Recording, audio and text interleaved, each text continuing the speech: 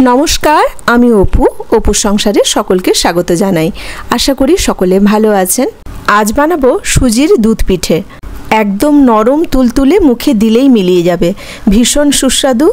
बाड़ीते जदि दूध सुजी चीनी थाके ताहले खूब अल्प समय एबं खूब सहजे एई पिठेटा किन्तु बानिये फेलते पारेन। देखेই বুঝতে পারছেন কতটা নরম হয়েছে পিঠেগুলো, আর ভেতরটা একদম জালিদার। আর পিঠেগুলো এতটাই নরম হয়েছে যে 1 ঘন্টা করে যে দুধে ভিজিয়ে রাখতে হয় তার কোনো প্রয়োজন নেই। দুধে ফেলার 5 মিনিটের মধ্যেই কিন্তু পিঠের ভেতর অবধি দুধও ঢুকে গেছে আর খেতেও দুর্দান্ত হয়েছে। তো কিভাবে বানিয়েছি চলুন একবার রেসিপিটা দেখে নিই। আমি একটা ছোট্ট বাটির মাপে আজকে সব জিনিসগুলো নেব। প্রথমে ওই ছোট্ট বাটির 1 বাটি নিয়ে নিচ্ছি সুজি। ওই বাটিরই মাপে ওর মধ্যে দিয়ে দিচ্ছি 2 বাটি দুধ। মানে যে বাটি বা কাপে সুজিটা নেবেন সেই বাটি বা কাপ অনুযায়ী 2 বাটি দুধ নিতে হবে। পরিমাণ মতো দিয়ে দিচ্ছি চিনি।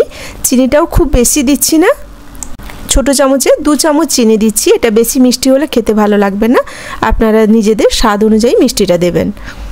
আর সামান্য একটুখানি লবণ দিয়েছি, এই লবণটা কিন্তু দেবেন, তাতে স্বাদটা কিন্তু অনেক বেশি হবে। এবার ভালো করে সুজিটা একসাথে মাখিয়ে নেব। দুধ সুজি চিনি একসাথে ভালো করে মাখিয়ে ঢাকনা দিয়ে মিনিট 20 জন্য রেস্টে রেখে দেব।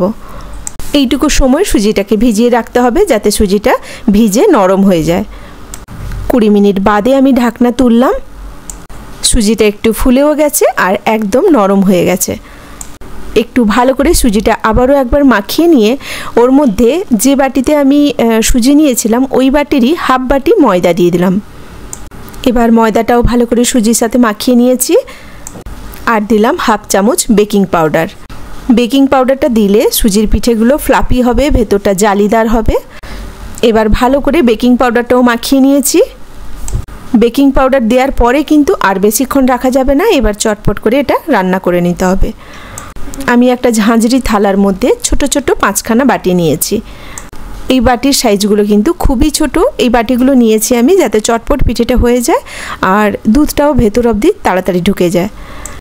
এত ছোট বাটি যদি বাড়িতে না থাকে তাহলে যে কোনো ছোট সাইজের বাটি নেওয়ার চেষ্টা করবেন, তাতে পিঠেটা চটপট তৈরি হয়ে যাবে আর দুধটাও কিন্তু ভেতর অবধি খুব ভালো করে ঢুকবে। এখন এই বাটিগুলোতে আমি অল্প করে ঘি লাগিয়ে নিয়েছি। প্রত্যেকটা বাটিতে ঘি ব্রাশ করে দিয়েছি। এবার এর মধ্যে ব্যাটারটা দিয়ে দেব। বাটিটা পুরো ভর্তি করলে চলবে না, এরকমই ছোট হাতায় 1 হাতা করে ব্যাটার দিচ্ছি। এটা তৈরি হয়ে যাওয়ার পর অনেকটাই ফুলে যায়, তাই বাটির ওপরটা কিছুটা ফাঁকা রাখতে হবে।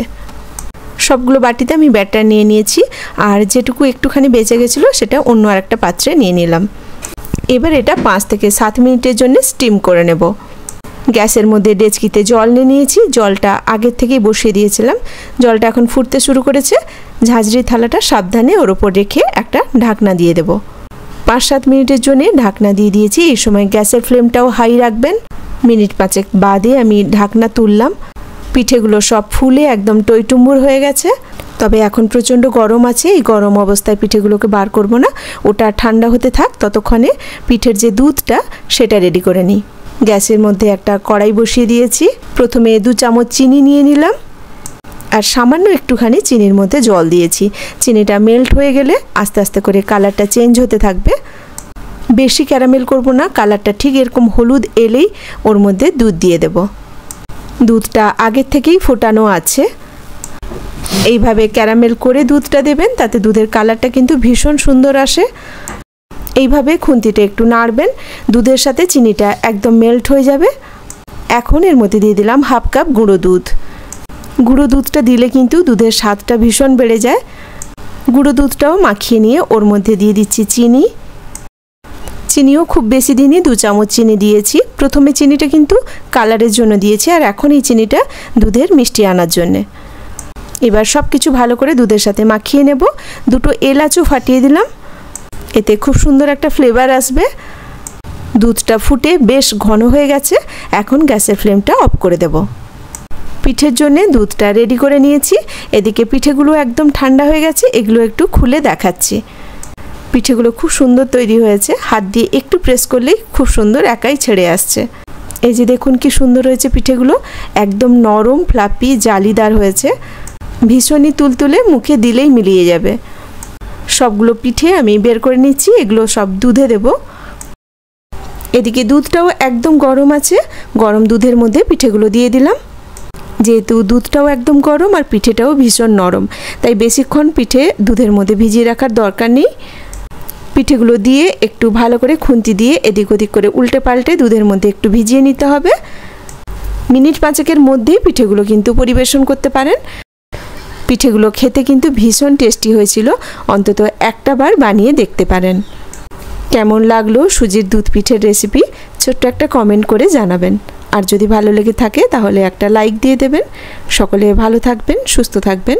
কথা হবে আবার পরে ভিডিওতে নতুন কোনো রেসিপি নিয়ে। আজ এখানেই রাখি। নমস্কার।